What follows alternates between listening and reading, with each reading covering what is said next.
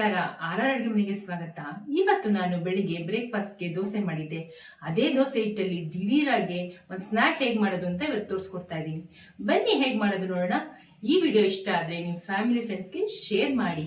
ನಮ್ಮ ಚಾನೆಲ್ನ first time ನೋಡ್ತಿರೋರು subscribe ಮಾಡೋದು ಮರಿಬೇಡಿ. ಲೈಕ್ ಮಾಡಿ, ಶೇರ್ ಮಾಡಿ, ಕಮೆಂಟ್ ಮಾಡಿ. ಬಿಟ್ಕೊಂಡಿರೋ ದೋಸೆ ಹಿಟ್ಟನ್ನ 1 ಕಪ್ ಹಾಕೊಂತ ಇದ್ದೀನಿ. ಅದರೊಳಗೆ ಇದು ಅರ್ಧ ಕಪ್ಪು ಮೈದಾ ಹಿಟ್ಟು ಹಾಕೊಂತ ಇದ್ದೀನಿ. 2 ಹಸಿಮೆಣಸಿನಕಾಯಿ ಕಟ್ ಮಾಡಿ ಇಟ್ಕೊಂಡಿದ್ದೀನಿ, ಅದನ್ನ ಹಾಕೊಂತ ಇದ್ದೀನಿ. 1 ಮೀಡಿಯಂ ಸೈಜ್ ಈರುಳ್ಳಿ ಹಾಕೊಂತ ಇದ್ದೀನಿ.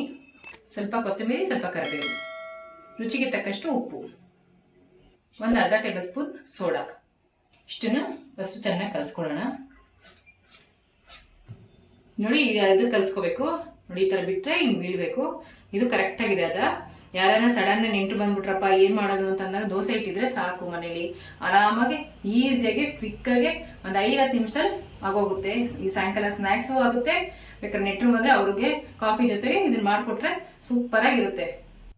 ಈಗ ಎಣ್ಣೆ ಕಾದಿದೆ, ಒಂದೊಂದೇ ಬೊಂಡಗಳು ಹಾಕೊಳ್ಳೋಣ.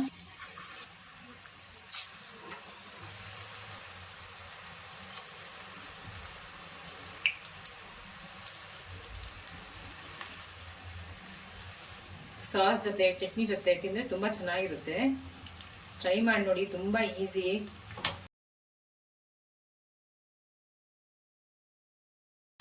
ಇವಾಗ ಇದಾಗಿದೆ, ತೆಗೆದು ತಟ್ಟೆಗೆ ಹಾಕೊಳ್ಳೋಣ.